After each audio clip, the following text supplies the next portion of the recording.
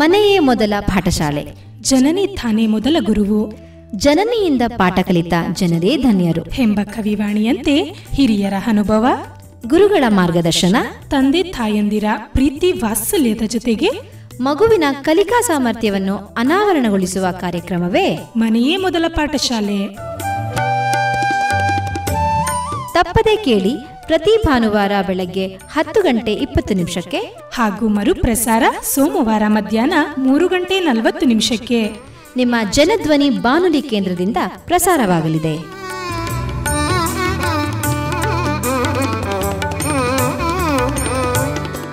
ಆತ್ಮೀಯ ಜನಧ್ವನಿ ಕೇಳುಗರಿಗೆ ನಮಸ್ಕಾರ. ಇದು ನಿಮ್ಮ ನೆಚ್ಚಿನ ಹಾಗೂ ಮೈಸೂರಿನ ಮೊಟ್ಟಮೊದಲ ಸಮುದಾಯ ಬಾನುಲಿ ಕೇಂದ್ರ ಜನಧ್ವನಿ 90.8 ಕಂಪನಾಂಕದಲ್ಲಿ ಸರಗೂರಿನಿಂದ ಪ್ರಸಾರವಾಗುತ್ತಿದೆ. ನಾನು ನಿಮ್ಮ ರೇಡಿಯೋ ಗೆಳತಿ ಪ್ರೀತಿ. ಎಂದಿನಂತೆ ತಮಗೆಲ್ಲರಿಗೂ ಮನೆಯೇ ಮೊದಲ ಪಾಠಶಾಲೆ ಕಾರ್ಯಕ್ರಮಕ್ಕೆ ಆತ್ಮೀಯವಾದ ಸ್ವಾಗತ. ಮನೆಯೇ ಮೊದಲ ಪಾಠಶಾಲೆ, ತಾಯಿಯೇ ಮೊದಲ ಗುರುವು ಎಂಬಂತೆ ಮಗುವಿನ ಅಕ್ಷರಾಭ್ಯಾಸ ಮನೆಯಿಂದಲೇ ಆರಂಭವಾಗುತ್ತದೆ. ಮಗುವಿನ ಉತ್ತಮವಾದ ಭವಿಷ್ಯಕ್ಕೆ ಮನೆಯಲ್ಲಿ ದೊರೆತ ಪ್ರಾಥಮಿಕ ಸಂಸ್ಕಾರವೇ ಬುನಾದಿಯಾಗಬೇಕು. ಹಾಗೆಯೇ ಮಕ್ಕಳ ಬೆಳವಣಿಗೆ ಮೇಲೆ ಗಮನ ಹರಿಸುವುದು ಪೋಷಕರ ಕರ್ತವ್ಯ. ಮಕ್ಕಳು ಬೆಳೆಯುವ ಸಸಿಯಂತೆ ಉತ್ತಮವಾದ ಪೋಷಣೆಯ ಜೊತೆಗೆ ಒಳ್ಳೆಯ ವಿಷಯದ ಬಗ್ಗೆ ಅರಿವು ಮೂಡಿಸುವುದು ತುಂಬಾ ಮುಖ್ಯ. ಹಾಗೆಯೇ ಮಕ್ಕಳಲ್ಲಿ ನೈತಿಕ ಶಿಕ್ಷಣವನ್ನು ಬೆಳೆಸುವುದು ಹೇಗೆ ಎಂಬ ವಿಷಯದ ಕುರಿತು ನಮ್ಮ ಜೊತೆ ಮಾತನಾಡಲಿದ್ದಾರೆ ನಿವೃತ್ತ ಮಕ್ಕಳ ತಜ್ಞರಾದ ಡಾಕ್ಟರ್ ಅರುಣ್ ಕುಮಾರ್ ಅವರು. ಬನ್ನಿ ಅವರನ್ನ ಕಾರ್ಯಕ್ರಮಕ್ಕೆ ಸ್ವಾಗತಿಸೋಣ. ಸರ್, ಮನೆಯೇ ಮೊದಲ ಪಾಠಶಾಲೆ ಕಾರ್ಯಕ್ರಮಕ್ಕೆ ಆತ್ಮೀಯವಾದ ಸ್ವಾಗತ. ಸರ್, ನಿಮ್ಮ ಕಿರುಪರಿಚಯವನ್ನ ನಮ್ಮ ಜನಧ್ವನಿ ಕೇಳುಗರಿಗೆ ಮಾಡಿಕೊಡಿ. ನಾನು ಒಬ್ಬ ಮಕ್ಕಳ ವೈದ್ಯ. ನಾನು ಕರ್ನಾಟಕದವನೇ ಆದ್ರೂ 25 ವರ್ಷ ಕೇರಳದಲ್ಲಿ ಕೆಲಸ ಮಾಡಿದೆ. ಅದಾದ್ಮೇಲೆ ಇಲ್ಲಿ ಕರ್ನಾಟಕದಲ್ಲಿ ಬಂದು SVYM VMH Vivekananda memorial hospital ಅಲ್ಲಿ 4.25 ವರ್ಷ ಕೆಲಸ ಮಾಡಿ ಅನಂತರ ನಿವೃತ್ತನಾಗಿದ್ದೇನೆ. ಸರ್, ಮೊದಲಿಗೆ ನೈತಿಕ ಶಿಕ್ಷಣ ಅಂದ್ರೆ ಏನು? ಮನುಷ್ಯನಿಗೂ ಬೇರೆ ಪ್ರಾಣಿಗಳಿಗೂ ಒಂದು ಇರೋ ವ್ಯತ್ಯಾಸ ಅಂದ್ರೆ ಬುದ್ಧಿ. ದೇವರು ಮನುಷ್ಯನಿಗೆ ಬುದ್ಧಿ ಕೊಟ್ಟಿದ್ದಾನೆ. ಆ ಬುದ್ಧಿ ಜೊತೆಗೆ ಸ್ವಾತಂತ್ರ್ಯನೂ ಕೊಟ್ಬಿಟ್ಟಿದ್ದಾನೆ. ಆ ಸ್ವಾತಂತ್ರ್ಯನ ನಾವು ಹೇಗ್ ಬೇಕಾದ್ರೂ ಉಪಯೋಗಿಸ್ಬೋದು. ಸರಿಯಾದ ದಾರಿಲೂ ಉಪಯೋಗಿಸ್ಬೋದು, ತಪ್ಪಾದ ದಾರಿಲೂ ಉಪಯೋಗಿಸ್ಬೋದು. ನಮ್ ಪೂರ್ವಿಕರು 2 ದಾರಿ ಇದೆ ಮನುಷ್ಯರಿಗೆ ಅಂತ ಹೇಳಿದ್ರು, ಶ್ರೇಯೋ ಮಾರ್ಗ ಮತ್ತೆ ಪ್ರೇಯೋ ಮಾರ್ಗ ಅಂತ.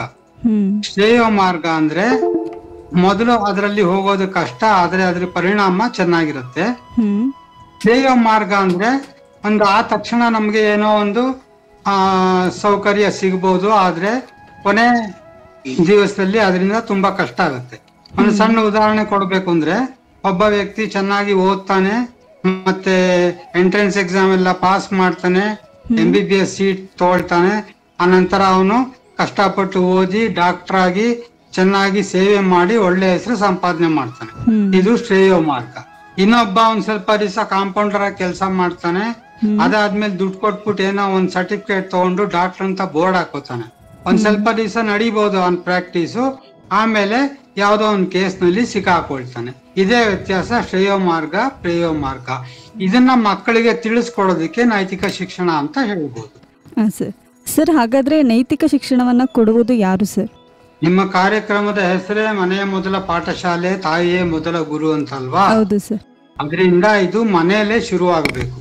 ಮನೆಯಲ್ಲಿ ಮಕ್ಕಳಿಗೆ ಚಿಕ್ಕ ವಯಸ್ಸಿನಲ್ಲಿ, ಈಗ ತುಂಬಾ ಚಿಕ್ಕ ವಯಸ್ಸಲ್ಲಿ ಏನು ಹೇಳಕ್ಕಾಗಲ್ಲ, ಒಂದ್ ಸ್ವಲ್ಪ 5-6 ವರ್ಷ ಆಗ್ತಿದ್ದಂಗೆ ಮಕ್ಕಳಿಗೆ ನಾವು ಒಳ್ಳೆ ಮಾತುಗಳನ್ನ ಹೇಳ್ತಾ ಇರ್ಬೇಕು. ಮಕ್ಕಳಿಗೆ ಕತೆ ಮೂಲಕ ಹೇಳಿದ್ರೆ ಚೆನ್ನಾಗ್ ಅರ್ಥ ಆಗುತ್ತೆ. ನಮ್ಮಲ್ಲಿ ಬೇಕಾದಷ್ಟು ಕತೆಗಳಿದೆ, ನೈತಿಕ ಕತೆಗಳು ಬೇಕಾದಷ್ಟಿದೆ. ಅವತ್ತೆ ನಮ್ಮ ರಾಮಾಯಣ ಮಹಾಭಾರತ ಇದ್ರಲ್ಲೂ ಕೂಡ ಬೇಕಾದಷ್ಟಿದೆ.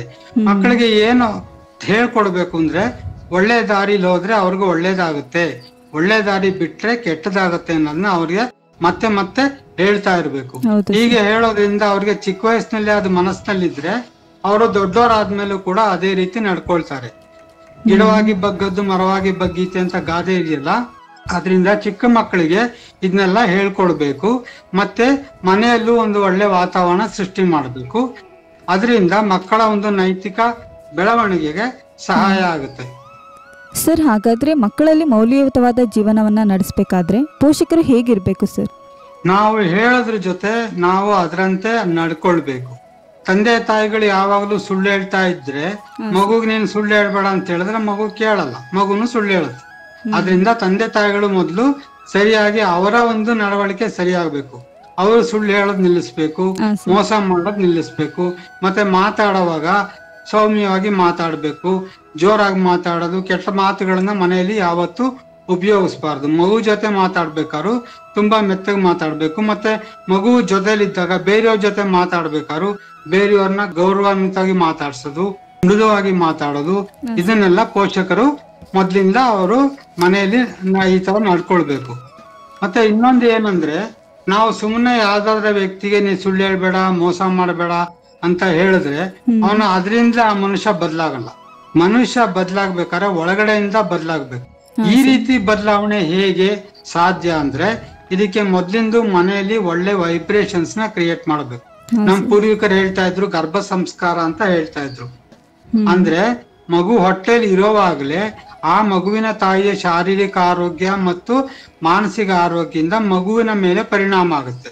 ಅದರಿಂದ ಗರ್ಭಿಣಿ ಆದಾಗ ತಾಯಂದ್ರು ಭಜನೆ ಮಾಡೋದು, ಜಪ ಮಾಡೋದು, ಮತ್ತೆ ಯಾವ್ದಾರ ಭಾಗವತ್ ಸಪ್ತಾಹ, ಭಗವದ್ಗೀತೆ ಪಾರಾಯಣ ಇದನ್ನೆಲ್ಲ ಕೇಳೋದು, ಪೂಜೆ ಮಾಡೋದು, ಈ ತರ ಎಲ್ಲ ಮಾಡ್ತಾ ಇದ್ರೆ ಅದರಿಂದ ಬೆಳೆಯೋ ಮಗುಗೂ ಒಳ್ಳೆ ಪರಿಣಾಮ ಆಗುತ್ತೆ. ಇದಕ್ಕೆ ತುಂಬಾ ಈಗ ಸೈಂಟಿಫಿಕ್ ಆಗು ಇದನ್ನೆಲ್ಲ ಪ್ರೂವ್ ಮಾಡ್ತಾ ಇದಾರೆ.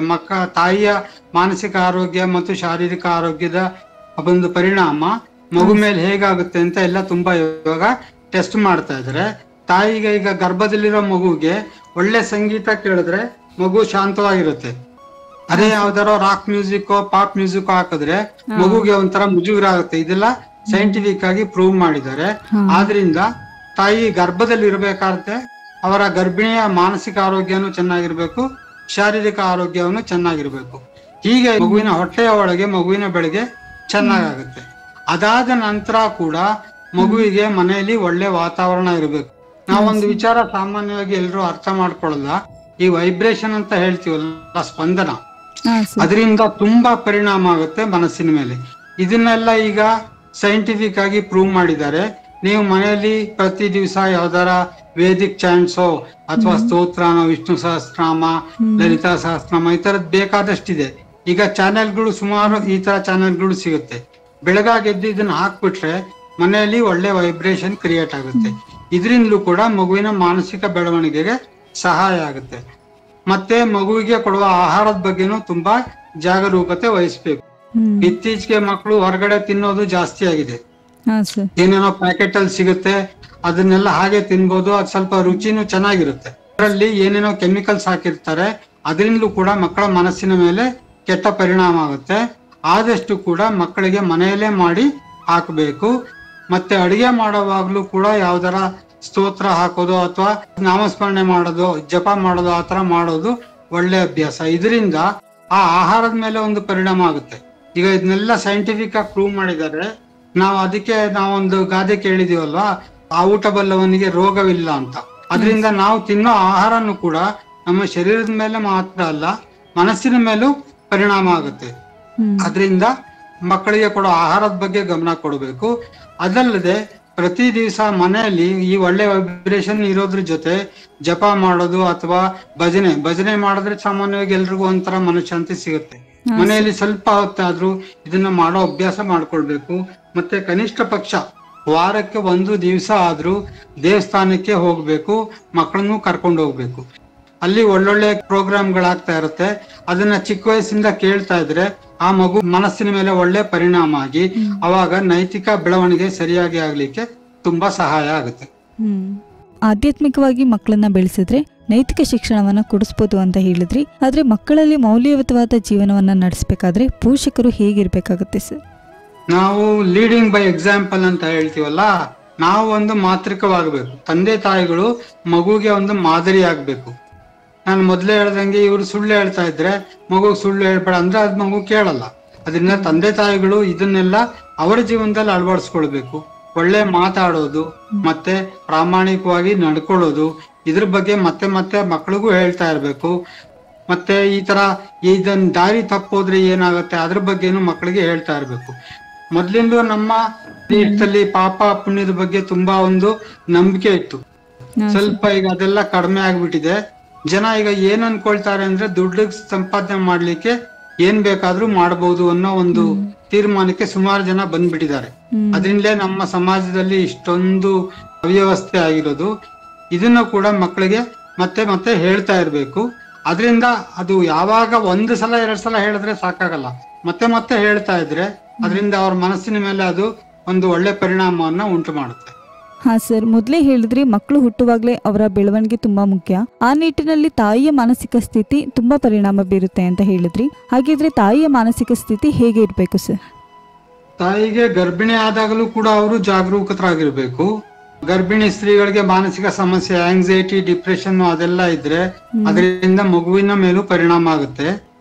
ಜೆನೆಟಿಕ್ ಕಾನ್ಸ್ಟಿಟ್ಯೂಷನ್ ಅಲ್ಲಿ ವ್ಯತ್ಯಾಸ ಆಗುತ್ತೆ.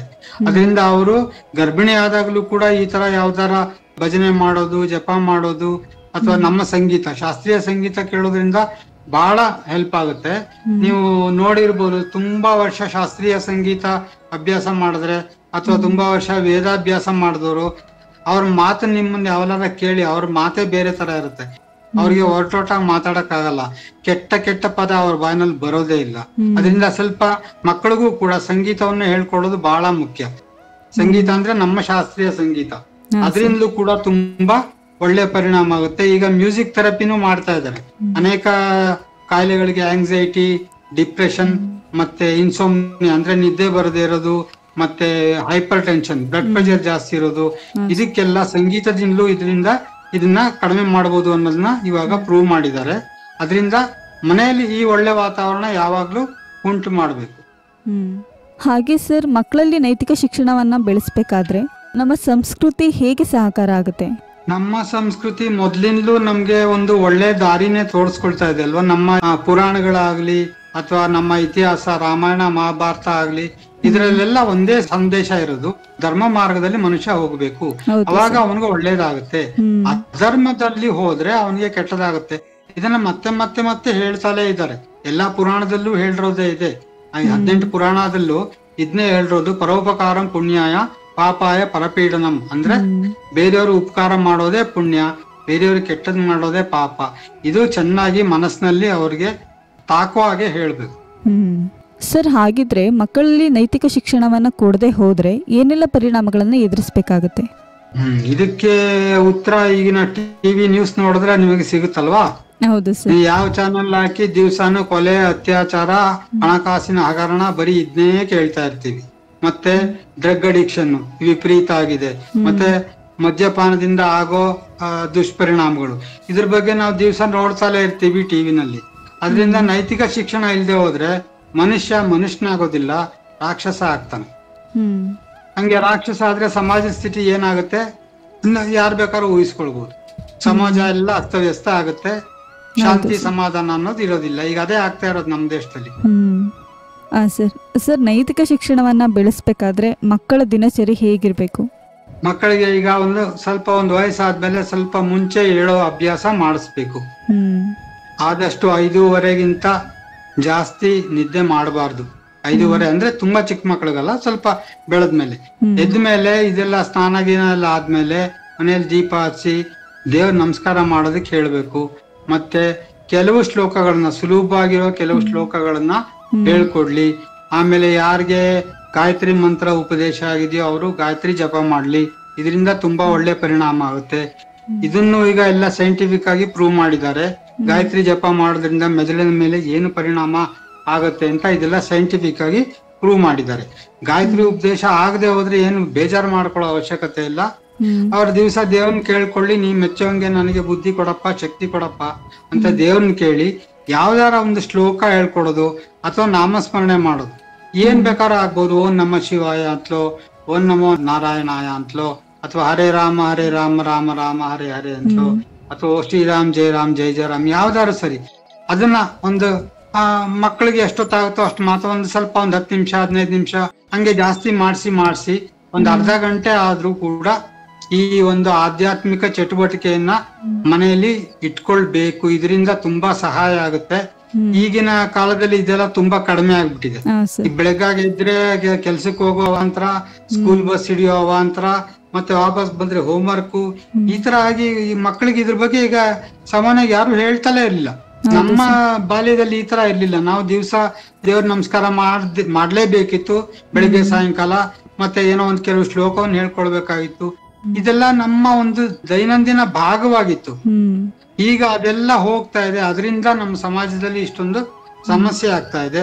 ಆದಷ್ಟು ಮಕ್ಕಳಿಗೆ ಸ್ವಲ್ಪ ನಮ್ಮ ಶಾಸ್ತ್ರೀಯ ಸಂಗೀತವನ್ನು ಕಳಿಸೋ ಪ್ರಯತ್ನ ಮಾಡಬೇಕು. ಎಲ್ರಿಗೂ ದೊಡ್ಡ ಸಂಗೀತಗಾರ ಆಗಕ್ ಸಾಧ್ಯ ಇಲ್ಲ. ಆದ್ರೆ ಸ್ವಲ್ಪ ಕಲ್ತ್ಕೊಂಡ್ರೆ ಅದರಿಂದಲೂ ಕೂಡ ಒಳ್ಳೆಯ ಪರಿಣಾಮ ಆಗುತ್ತೆ ಅವ್ರ ಮನಸ್ಸಿನಲ್ಲಿ. ಅವರು ತಪ್ಪದಾರಿ ಹೋಗೋದು ಕಡಿಮೆ ಆಗುತ್ತೆ. ಮತ್ತೆ ಒಂದು ವಯಸ್ಸಿಗೆ ಬಂದ್ಮೇಲೆ, ಈಗ ಒಂದು 15-16 ವಯಸ್ಸಿಗೆ ಬಂದವರಿಗೆ ಈ ಮದ್ಯಪಾನ, ಧೂಮಪಾನ ಮತ್ತೆ ಈ ಮಾದಕ ವಸ್ತುಗಳ ಬಳಕೆ ಅದರ ಬಗ್ಗೆ ಒಂದು ಸ್ವಲ್ಪನಾದ್ರೂ ಅವ್ರಿಗೆ ಅರಿವು ಕೊಡಬೇಕು. ಇದರಿಂದ ಆಗೋ ಸಮಸ್ಯೆಗಳು ಎಷ್ಟಿದೆ. ಅದ್ರಲ್ಲಿ ಡ್ರಗ್ ಅಡಿಕ್ಷನ್ ವಿಪರೀತ ಆಗ್ತಾ ಇದೆ, ಎಲ್ಲಾ ಕಡೆನೂ ಆಗ್ತಾ ಇದೆ. ಇದು ಮಕ್ಕಳಲ್ಲೂ ಕೂಡ ಶುರುವಾಗಿದೆ. ಈಗ ಕಾಲೇಜ್ ಹುಡುಗರೆಲ್ಲ, ಸ್ಕೂಲ್ ಮಕ್ಳಿಗೂ ಶುರುವಾಗಿದೆ. ಒಂದ್ಸಲ ಡ್ರಗ್ ಅಡಿಕ್ಟ್ ಆದ್ರೆ ಆ ವ್ಯಕ್ತಿ ಮತ್ತೆ ಸರಿಯಾಗೋದು ಬಹಳ ಕಷ್ಟ. ಡ್ರಗ್ ಅಡಿಕ್ಟ್ ಆದ ವ್ಯಕ್ತಿ ಏನು ಬೇಕಾದ್ರೂ ಮಾಡ್ತಾನೆ, ತಂದೆ ತಾಯಿನ ಕೊಲೆ ಮಾಡಕ್ಕೂ ಹಿಂಜರಿಯಲ್ಲ, ಆ ಮಟ್ಟಕ್ಕೆ ಹೋಗ್ತಾರೆ. ಇದನ್ನೆಲ್ಲ ತಡಿಬೇಕಾದ್ರೆ ನಾವು ಮನೇಲೂ ಈ ತರ ಒಳ್ಳೆ ವಾತಾವರಣ ಮಾಡ್ಬೇಕು. ಮತ್ತೆ ಇದ್ರ ಬಗ್ಗೆ ಒಂದು ಅರಿವು ಮೂಡಿಸ್ಬೇಕು. ಯಾಕೆಂದ್ರೆ ಮಕ್ಕಳಿಗೆ ಗೊತ್ತಾಗಲ್ಲ, ಒಂದ್ ಟೈಮ್ ಯಾರೋ ಏನೋ ಹೇಳ್ತಾರೆ ಅಂತ ಕೇಳ್ಬಿಡ್ತಾರೆ. ಮತ್ತೆ ಒಂದು ವಯಸ್ಸಿಗೆ ಬಂದ್ಮೇಲೆ ತಂದೆ ತಾಯಿಗಳು ಒಂದ್ ಸ್ವಲ್ಪ ಗಮನ ಇಡಬೇಕು. ಮಕ್ಕಳು ಏನ್ ಮಾಡ್ತಾ ಇದ್ದಾರೆ, ಈಗ ಯಾವಾಗ್ಲೂ ಒಬ್ರೇ ಕೂತ್ಕೊಂಡಿರೋದು, ಯಾವಾಗ್ಲೂ ಬಾಗ್ಲ ಹಾಕೊಂಡಿರೋದು, ಈ ತರ ಎಲ್ಲ ಇದ್ರೆ ಸ್ವಲ್ಪ ಅನುಮಾನ ಪಡ್ಬೇಕು. ಅವ್ರ ಜೊತೆ ಮಾತಾಡ್ಬೇಕು. ಅವರ ಇಷ್ಟ ಅನಿಷ್ಟ ಏನಿದೆ ಸ್ವಲ್ಪ ಕೇಳ್ಬೇಕು. ಮತ್ತೆ ಅವ್ರ ಜೊತೆ ಒಂದು ಒಳ್ಳೆ ಸಂಬಂಧ ಬೆಳೆಸ್ಕೊಂಡು ಅವರು ಎಲ್ಲಾ ನಮ್ಮ ಹತ್ರ ಹೇಳ್ಕೊಳ್ಳುವಂತ ಒಂದು ಸಾಹಚರ್ಯವನ್ನ ತರಬೇಕು. ಅವಾಗ ಮಕ್ಕಳಿಗೆ ಏನಾರ ಒಂದು ತೊಂದರೆ ಆದ್ರೆ ಹೇಳ್ಕೊಡ್ತಾರೆ. ಮತ್ತೆ ಇನ್ನೊಂದು, ಮಕ್ಕಳಿಗೆ ವಿಪರೀತ ಈ ಮಾರ್ಕ್ಸ್ ತಗೊಳ್ಬೇಕು ಅನ್ನೋದನ್ನ ವಿಪರೀತ ಪ್ರೆಷರ್ ಹಾಕೋದು ಇನ್ನೊಂದು ತಪ್ಪು ಅನೇಕ ತಂದೆ ತಾಯಿಗಳು ಮಾಡ್ತಾರೆ. ಇದರಿಂದ ಕೆಲವು ಮಕ್ಕಳು ಆತ್ಮಹತ್ಯೆನೂ ಮಾಡ್ಕೊಂಡಿದೆ. ಇದು ಆಮೇಲೆ ಅವ್ರ ಜೀವನ ಪೂರ್ತಿ ಅವರು ಪಶ್ಚಾತ್ತಾಪ ಪಡ್ಬೇಕಾಗುತ್ತೆ. ಅದರಿಂದ ಮಕ್ಕಳು ಚೆನ್ನಾಗಿ ಓದಿ ಮಾರ್ಕ್ಸ್ ತಗೊಳ್ಳೋದೆಲ್ಲ ಮುಖ್ಯ, ಒಳ್ಳೆ ಮನುಷ್ಯ ಆಗ್ಬೇಕು, ಅದು ಮುಖ್ಯ ಅನ್ನೋ ತಂದೆ ತಾಯಿಗಳು ತಿಳ್ಕೊಳ್ಬೇಕು. ಈಗಿನ ಕಾಲದಲ್ಲಿ ಏನಾಗಿದೆ, ಈ ಮಾರ್ಕ್ಸ್ಗೆ ವಿಪರೀತ ಬೆಲೆ ಆಗೋಗ್ಬಿಡ್ತು. ರ್ಯಾಂಕು, ಮಾರ್ಕ್ಸು, ಮತ್ತೆ ಕ್ಯಾಂಪಸ್ ರಿಕ್ರೂಟ್ಮೆಂಟ್, ಮತ್ತೆ ಒಳ್ಳೆ ಕೆಲಸ, ಸಂಬಳ, ಇದರಲ್ಲೇ ಸುತ್ತಾಡ್ತಾ ಇದ್ದಾರೆ ಜನ. ಅದರಿಂದ ಒಳ್ಳೆ ಮನುಷ್ಯರಾಗಬೇಕು ಅನ್ನೋದೊಂದು ಒಂದು ಭಾವನೆನೇ ಬರ್ತಾ ಇಲ್ಲ. ಇದು ಹೋಗ್ಬೇಕಾದ್ರೆ ಇದು ಮೊದಲಿಂದ ಮನೆಯಿಂದಲೂ ಶುರು ಆಗ್ಬೇಕು. ಮತ್ತೆ ಶಾಲೆಗಳಲ್ಲೂ ಇದ್ರ ಬಗ್ಗೆ ಒಂದು ಸ್ವಲ್ಪನಾದ್ರೂ ಹೇಳ್ಬೇಕು. ಹೌದು ಸರ್. ಹಾಗಿದ್ರೆ ಪೋಷಕರು ಮಕ್ಕಳಲ್ಲಿ ಒಳ್ಳೆ ಬಾಂಧವ್ಯನ ಬೆಳೆಸಬೇಕು ಅಂತ ಹೇಳ್ತಾ ಇದ್ದೀರಾ. ಆದ್ರೆ ಈಗಿನ ಮಕ್ಕಳ ಆಕ್ಟಿವಿಟೀಸ್ ಬೇರೆ ಬೇರೆ ತರ ಇರುತ್ತೆ ಸರ್. ಮೊಬೈಲ್ಗೆ ತುಂಬಾ ಅಡಿಕ್ಟ್ ಆಗ್ತಾ ಇದ್ದಾರೆ, ಅದ್ರ ಬಗ್ಗೆ ನೀವೇನ್ ಹೇಳ್ತೀರಾ?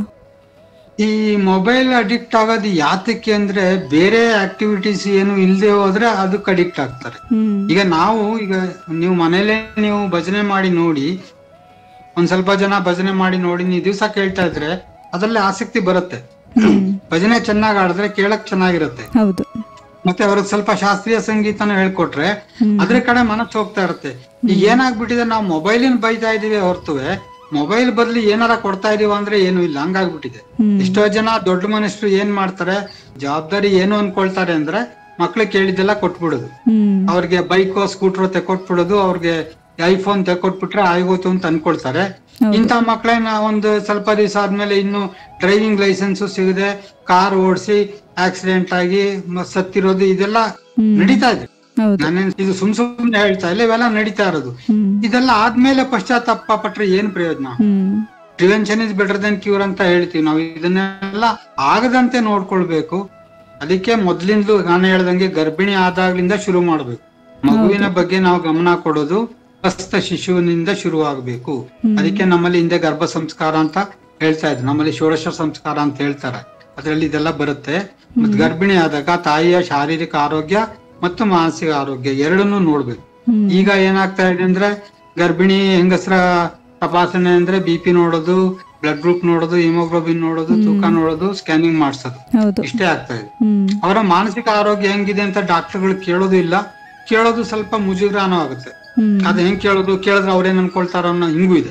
ಇದಕ್ಕೆ ಮೊದ್ಲಿಂದ ನಮ್ಮಲ್ಲಿ ಒಂಥರ ಇದೊಂದು ಪಾರಂಪರ್ಯವಾಗಿ ಬರ್ತಾ ಇತ್ತು. ಮನೆಯಲ್ಲಿ ಹಿರಿಯರು ಇರ್ತಾ ಇದ್ರು, ಅವ್ರು ಇದನ್ನೆಲ್ಲ ಹೇಳ್ತಾ ಇದ್ರು. ಈಗ ಇದ್ರ ಬಗ್ಗೆ ಸ್ವಲ್ಪ ಅರಿವು ಕಡಿಮೆ ಆಗಿದೆ. ಅದರಿಂದ ಗರ್ಭಿಣಿ ಸ್ತ್ರೀಗಳು ಅವರ ಮಾನಸಿಕ ಆರೋಗ್ಯದ ಬಗ್ಗೆ ತುಂಬಾ ಗಮನ ಕೊಡ್ಬೇಕು. ಗರ್ಭಿಣಿ ಆದಾಗ ಆದಷ್ಟು ಅವರು ಈ ತರ ಭಜನೆ ಮಾಡೋದು, ಜಪ ಮಾಡೋದು, ಭಾಗವತ ಸಪ್ತಾಹ ನಡೀತಾ ಇದ್ರೆ ಅಲ್ಲಿಗೆ ಹೋಗೋದು, ದೇವಸ್ಥಾನಕ್ಕೆ ಹೋಗೋದು, ಈ ತರ ಎಲ್ಲ ಮಾಡ್ತಾ ಇದ್ರೆ ಅವರ ಆರೋಗ್ಯನೂ ಸುಧಾರಿಸುತ್ತೆ ಮತ್ತು ಮಗುವಿಗೆ ಇದರ ಮೇಲೆ ಒಳ್ಳೆಯ ಪರಿಣಾಮ ಆಗುತ್ತೆ. ಇದರಿಂದ ಇದನ್ನೆಲ್ಲರೂ ಚೆನ್ನಾಗಿ ತಿಳ್ಕೊಳ್ಬೇಕು. ಹೌದು ಸರ್. ಹಾಗೆ ಸರ್, ಮಕ್ಕಳಲ್ಲಿ ನೈತಿಕ ಶಿಕ್ಷಣವನ್ನ ಬೆಳೆಸಬೇಕಾದ್ರೆ ಮನೆಯಲ್ಲಿ ಮತ್ತೆ ಶಾಲೆಯಲ್ಲಿ ವಾತಾವರಣ ಹೇಗಿರ್ಬೇಕು ಸರ್? ಮನೆಯ ಬಗ್ಗೆ ಹೇಳಿದೆ. ಈಗ ಶಾಲೆಯಲ್ಲಿ ಏನಾಗುತ್ತೆ ಅಂದ್ರೆ ಅದು ಸುಮ್ನೆ ಒಂದು ಮಾರಲ್ ಕ್ಲಾಸ್ ಅಂತ ಒಂದು ಕ್ಲಾಸ್ ಇಡ್ತಾರೆ. ಅದರಲ್ಲಿ ಕೆಲವು ವಿಚಾರಗಳನ್ನ ಹೇಳ್ತಾರೆ. ಅದೇ ಹಿಂಗೆ ಮೋಸ ಮಾಡಬೇಡಿ, ಸುಳ್ಳು ಹೇಳ್ಬೇಡಿ, ಈ ತರ ಹೇಳ್ತಾರೆ. ಕ್ಲಾಸ್ ಮುಗಿದ್ಮೇಲೆ ಸಾಮಾನ್ಯವಾಗಿ ಎಲ್ಲರೂ ಅದನ್ನ ಮರ್ತ್ ಬಿಡ್ತಾರೆ. ಇದು ಸಾಮಾನ್ಯವಾಗಿ ಆಗೋದು. ಅದಕ್ಕೆ ನಾನು ಹೇಳಿದ್ದು, ಇದ್ರ ಬಗ್ಗೆ ಸುಮ್ನೆ ಹೇಳಿದ್ರೆ ಸಾಕಾಗಲ್ಲ, ಮನುಷ್ಯ ಒಳಗಡೆಯಿಂದ ಬದಲಾಗ್ಬೇಕು. ಒಳಗಡೆಯಿಂದ ಬದಲಾಗ್ಬೇಕಾದ್ರೆ ನಾನು ಹೇಳಿದ್ನಲ್ಲ ಅದನ್ನೆಲ್ಲ ಫಾಲೋ ಮಾಡ್ಬೇಕು. ಮತ್ತೆ ಸ್ಕೂಲಲ್ಲಿ ಟೀಚರ್ ಅವರ ನಡವಳಿಕೆ ಚೆನ್ನಾಗಿರ್ಬೇಕು. ಟೀಚರ್ ಅವ್ರು ಯಾರೋ ಒಬ್ರು ಸಿಗರೇಟ್ ಸೇರ್ತಾ ಇದ್ರು ಅಥವಾ ಹೆಂಡ ಕುಡಿತಾ ಇದ್ರಿ, ಎಲ್ಲೋ ಒಂದ್ ಕಡೆ ಟೀಚರ್ ಆದವರು ಕ್ಲಾಸಿಗೆ ತಗೊಂಡ್ ಬಂದಿದ್ದಾರೆ. ಇದನ್ನ ನೋಡಿದ್ರೆ ಮನಸ್ಸಿನ ಮೇಲೆ ಎಂತ ಪರಿಣಾಮ ಆಗುತ್ತೆ. ಅದರಿಂದ ಶಿಕ್ಷಕರು ಅವರ ಒಂದು ಜೀವನಾನು ಸರಿ ಮಾಡ್ಕೊಳ್ಬೇಕು. ತಂದೆ ತಾಯಿಗಳು ಈಗ ನಾವ್ ಎಲ್ರೂ ಬದಲಾಗ್ಬೇಕು. ನಾವೆಲ್ಲ ಏನ್ ಹೇಳ್ತೀವಿ, ಬೇರೆಯವ್ರನ್ನ ನಾವು ತಪ್ಕೊಂಡ್ ಹಿಡಿತೀವಿ, ಸಮಾಜ ಸರಿಯಾಗ್ಬೇಕು ಅಂತೀವಿ, ನಾವು ಗೌರ್ಮೆಂಟ್ ಅನ್ನ ಬೈತೀವಿ. ಈ ತರ ಬೇರೆಯವ್ರನ್ನ ಬೈಯೋದೇ ಆಗ್ತಾ ಇದೆ. ಯಾರ ನಮ್ಮನ್ನ ನಾವು ತಿದ್ಕೊಳ್ಳೋ ಪ್ರಯತ್ನ ಮಾಡ್ತಾ ಇಲ್ಲ. ಇದನ್ನ ಪ್ರತಿಯೊಬ್ರು ಮಾಡ್ಬೇಕು. ತಂದೆ ತಾಯಿಗಳು ಹಿಂಗೆ ಮನೇಲಿ ಹೇಳ್ದಂಗೆ ಅಧ್ಯಾಪಕರು ಕೂಡ ಮಕ್ಕಳ ಜೊತೆ ಮಾತಾಡುವಾಗ ಅವ್ರಿಗೆ ಒಳ್ಳೆ ಮಾತನ್ನ ಹೇಳ್ಕೊಡ್ಬೇಕು, ಚೆನ್ನಾಗಿ ಮಾತಾಡೋದನ್ನ ಕಲಿಸ್ಬೇಕು. ಅವ್ರ ಮಕ್ಕಳ ಜೊತೆ ಹಂಗೆ ಮಾತಾಡ್ಬೇಕು. ಹೊರಟೋಟಾಗಿ ಮಾತಾಡಿದ್ರೆ ಆ ಮಕ್ಕಳು ಅದನ್ನೇ ಕಲಿತಾರೆ. ಕೆಟ್ಟ ಕೆಟ್ಟ ಶಬ್ದವನ್ನು ಉಪಯೋಗಿಸಬಾರ್ದು. ಕೆಲವು ಸಲ ನಮ್ಗೆ ಶಾಕ್ ಆಗುತ್ತೆ, ಮಕ್ಕಳು ಎಲ್ಲಿಂದ ಈ ಪದಗಳನ್ನ ಹೆಂಗ್ ಕೇಳಿದ್ರು ಅಂತ ಅರ್ಥ ಆಗಲ್ಲ. ಸ್ಕೂಲಲ್ಲಿ ಕೇಳ್ತಾರ, ಮನೇಲಿ ಕೇಳ್ತಾರ. ಮನೇಲೂ ತಂದೆ ತಾಯಿಗಳು ಜೋಪಾನವಾಗಿರ್ಬೇಕು, ಮತ್ತೆ ಸ್ಕೂಲ್ನಲ್ಲೂ. ಈಗ ಇದರಿಂದ ಏನಂದ್ರೆ ತಂದೆ ತಾಯಿಗಳು ಬದಲಾಗ್ಬೇಕು, ಮತ್ತೆ ಶಿಕ್ಷಕರು ಬದಲಾಗ್ಬೇಕು. ಅವರು ಬದಲಾದ್ರೆ ಮತ್ತೆ ಇದು ಮುಂದಿನ ಪೀಳಿಗೆ ಹೋಗುತ್ತೆ. ಇದು ಒಂದು ಜನರೇಷನಲ್ ಚೇಂಜ್ ಆಗ್ಬೇಕು ಅಂದ್ರೆ ಈಗಿನ ತಂದೆ ತಾಯಿಗಳು ಯಾರಿದ್ದಾರೆ ಅವರು ಇದ್ರ ಬಗ್ಗೆ ತಿಳ್ಕೊಂಡು ಅವರು ಎಚ್ಚರವಾಗಿ ಇರಬೇಕು. ಮತ್ತೆ ಅವರು ಮುಂದೆ ಅವರ ಮಕ್ಕಳನ್ನ ಒಳ್ಳೆಯವರಾಗಿ ಬೆಳೆಸ್ಬೇಕು. ಮತ್ತೆ ನಾವು ಈ ಸ್ವಾತಂತ್ರ್ಯದ ಹೆಸರಲ್ಲಿ ಒಂಥರ ಇದು ಸ್ವೇಚ್ಛಾಚಾರ ಆಗ್ತಾ ಇದೆ. ಸ್ವಾತಂತ್ರ್ಯ ಎಲ್ರಿಗೂ ಬೇಕು, ಆದ್ರೆ ಸ್ವಾತಂತ್ರ್ಯಕ್ಕೂ ಸ್ವೇಚ್ಛಾಚಾರಕ್ಕೂ ನಮ್ಗೆ ವ್ಯತ್ಯಾಸ ಗೊತ್ತಾಗ್ತಾ ಇಲ್ಲ. ಮತ್ತೆ ಹೆಣ್ಣು ಮಕ್ಕಳ ಮೇಲೆ ಒಂದ್ ಸ್ವಲ್ಪ ಜಾಸ್ತಿ ಗಮನ ಇಟ್ಟಿರ್ಬೇಕು. ಯಾರ್ಯಾರ ಜೊತೆ ಹೋಗೋದನ್ನ ನಿಲ್ಲಿಸ್ಬೇಕು. ಈಗ ಒಂಥರ ಫ್ರೆಂಡ್ಶಿಪ್, ಫ್ರೀಡಮ್ ಅಂತ ಒಂದೇ ಹೆಣ್ಣು ಹುಡುಗಿ 2-3 ಜನ ಗಂಡ್ ಮಕ್ಳ ಜೊತೆ ಸಿನಿಮಾಗ್ ಹೋಗೋದು, ನೈಟ್ ಶೋಗ್ ಹೋಗೋದು, ಇದೆಲ್ಲ ತುಂಬಾ ನಡೀತಾ ಇದೆ. ಸಿಟಿನಲ್ಲಿ ತುಂಬಾ ಆಗಿದೆ. ಆದ್ರೆ ಚಿಕ್ಕ ತಾಲೂಕ್ ಲೆವೆಲ್ ಅಲ್ಲೂ ಇದು ಬರ್ತಾ ಇದೆ. ಇವಾಗ ನಾವು ಒಂದು ಮಾಡರ್ನ್ ಜನರೇಷನ್ ಅಂತ ಹೇಳ್ಕೊಂಡು ನಾವು ಪಾಶ್ಚಾತ್ಯ ರಾಜ್ಯಗಳಿಂದ ನಾವು ಯಾವ್ದನ್ನ ಕಲಿಬಾರದೋ ಅದನ್ನ ಕಲಿತಾ ಇದೀವಿ. ಅವರಲ್ಲಿರೋ ಒಳ್ಳೇದನ್ನ ಕಲಿತಾ ಇಲ್ಲ. ಅವರಿಂದ ನಾವು ಪಂಕ್ಚುಯಾಲಿಟಿ ಕಲ್ತ್ಕೊಳ್ಬೇಕು, ಡಿಸಿಪ್ಲಿನ್ ಕಲ್ತ್ಕೊಳ್ಬೇಕು, ಟೀಮ್ ವರ್ಕ್ ಕಲ್ತ್ಕೊಳ್ಬೇಕು. ಇದನ್ನೆಲ್ಲ ಕಲ್ತ್ಕೊಳ್ದೆ ನಾವು ನಮ್ಮಲ್ಲಿರೋ ಒಳ್ಳೇದನ್ನೆಲ್ಲ ಬಿಡ್ತಾ ಇದೀವಿ. ಅವರಿಂದ ನಾವು ಏನನ್ ಕಲಿಬಾರ್ದೋ ಅದನ್ನ ಕಲಿತಾ ಇದೀವಿ. ಹೆಂಗೆ ಹೆಣ್ಣು ಮಕ್ಕಳಿಗೆ ಒಂದು ಸ್ವಲ್ಪ ಅದು ಲಿಮಿಟ್ ಹಾಕ್ಬೇಕು. ಅವ್ರು ಹೇಳ್ಬೇಕು ನಿನ್ನ ಒಳ್ಳೇದಿಕ್ಕೆ ಅಂತ. ಅದರಿಂದ ಹೆಣ್ಮಕ್ಳ ಬಗ್ಗೆನೂ ನಾವು ಸ್ವಲ್ಪ ಜೋಪಾನವಾಗಿರ್ಬೇಕು. ಅವ್ರಿಗೂ ಇದ್ರ ಬಗ್ಗೆ ಎಲ್ಲ ಹೇಳ್ಬೇಕು. ಸರ್, ಕೊನೆಯದಾಗಿ ಸಮುದಾಯದ ಜನತೆಗೆ ಏನ್ ಸಂದೇಶ ನೀಡೋದಕ್ಕೆ ಬಯಸ್ತೀರಾ? ನಾನು ಹೇಳೋದೇನಂದ್ರೆ, ಈ ದೇಶದಲ್ಲಿ ಹುಟ್ಟಿ ದಯವಿಟ್ಟು ಈ ದೇಶದ ಸಂಸ್ಕೃತಿಯ ಬಗ್ಗೆ ಸ್ವಲ್ಪನಾದ್ರೂ ತಿಳ್ಕೊಡಿ. ಈಗ ಏನಾಗಿದೆ, ನಮ್ಮ ವಿದ್ಯಾಭ್ಯಾಸದಲ್ಲಿ ನಮ್ಮ ಒಂದು ಪರಂಪರೆ ಸಂಸ್ಕೃತಿ ಬಗ್ಗೆ ಏನು ಹೇಳ್ತಾ ಇಲ್ಲ. ನಮ್ಮ ದೇಶದಲ್ಲಿ ಒಳ್ಳೆ ಶಿಕ್ಷಣ ಇತ್ತು, ಗುರುಕುಲ ಅಂತ ನೀವು ಕೇಳಿರ್ತೀರಾ.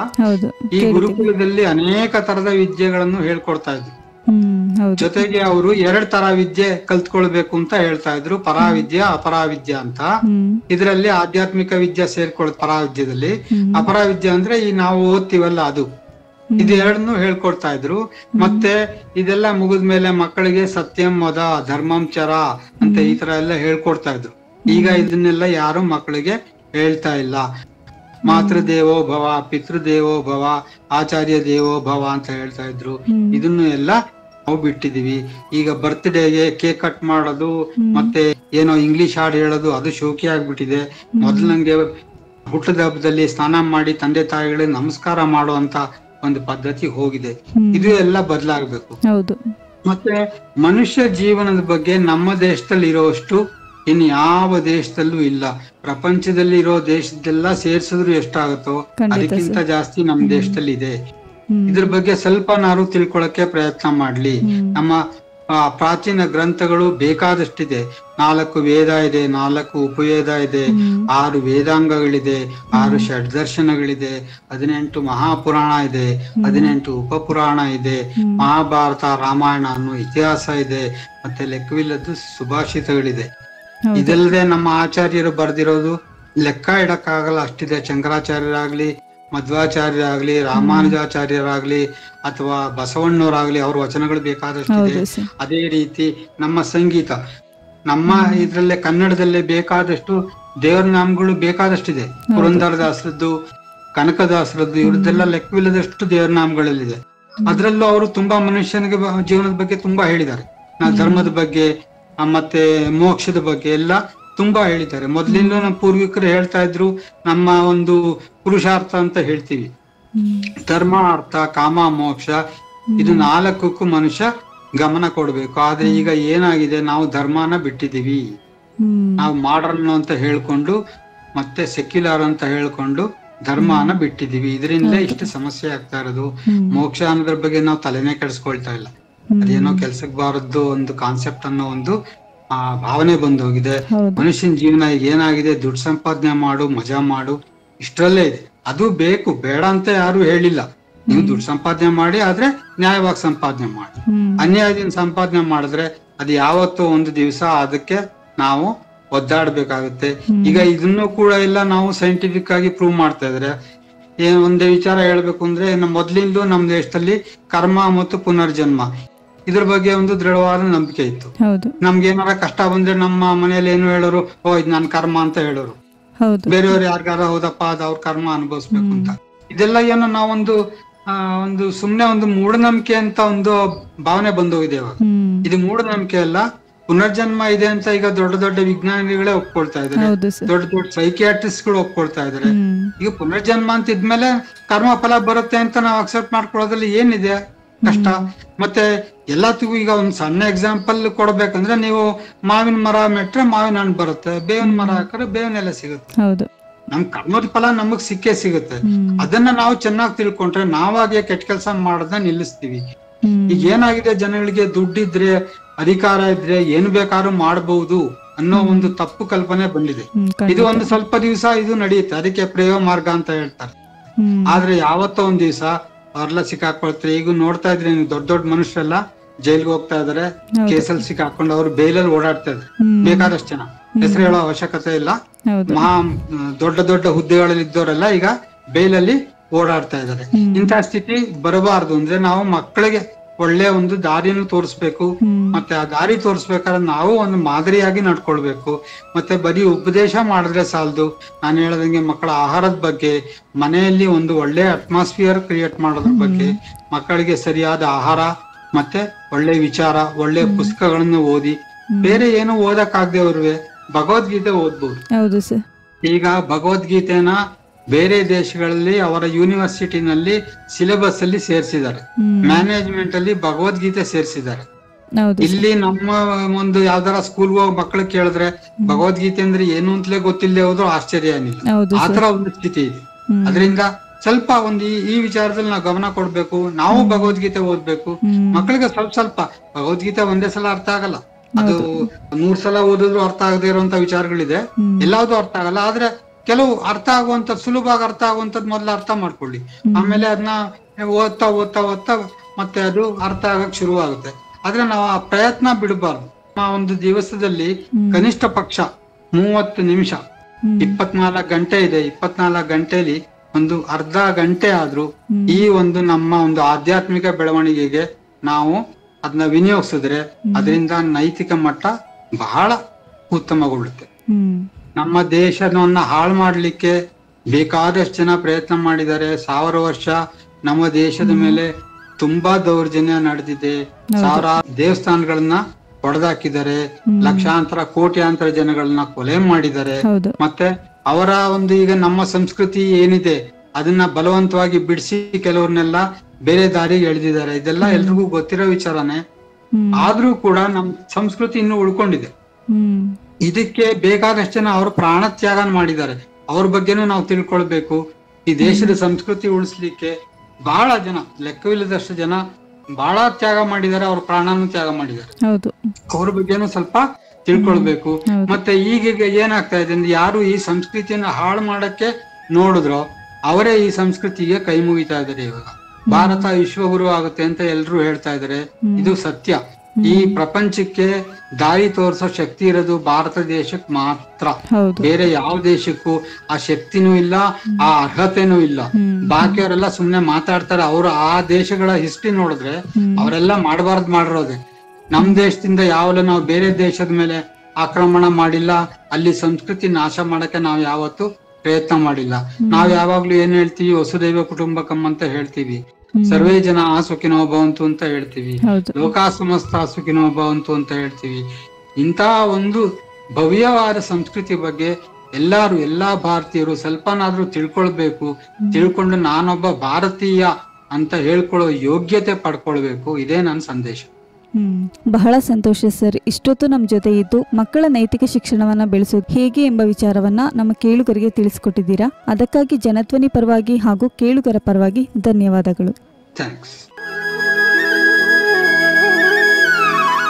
ಕೇಳುಗರೆ, ಇಷ್ಟೊತ್ತು ಕೇಳ್ತಾ ಇದ್ರಿ ಮನೆಯ ಮೊದಲ ಪಾಠಶಾಲೆ ಕಾರ್ಯಕ್ರಮದಲ್ಲಿ ನಿವೃತ್ತ ಮಕ್ಕಳ ತಜ್ಞರಾದ ಡಾಕ್ಟರ್ ಅರುಣ್ ಕುಮಾರ್ ಅವರ ಜೊತೆಗಿನ ಸಂದರ್ಶನ ಕಾರ್ಯಕ್ರಮವನ್ನ. ಮುಂದಿನ ಸಂಚಿಕೆಯಲ್ಲಿ ಮತ್ತೊಂದು ವಿಚಾರದೊಂದಿಗೆ ತಮ್ಮನ್ನು ಭೇಟಿ ಆಗ್ತೀನಿ ಅಂತ ಹೇಳ್ತಾ ಇವತ್ತಿನ ಕಾರ್ಯಕ್ರಮವನ್ನ ಮುಕ್ತಾಯ ಮಾಡೋಣ. ಅಲ್ಲಿಯವರೆಗೆ ಕೇಳ್ತಾ ಇರಿ ಜನಧ್ವನಿ. ಇದು ನಿಮ್ಮ ಧ್ವನಿ, ನಿಮ್ಮ ಊರಿನ ಧ್ವನಿ, ಜನಧ್ವನಿ 90.8 ಕಂಪನಾಂಕದಲ್ಲಿ ಸರಗೂರಿನಿಂದ ಪ್ರಸಾರವಾಗುತ್ತಿದೆ. ನಮಸ್ಕಾರ.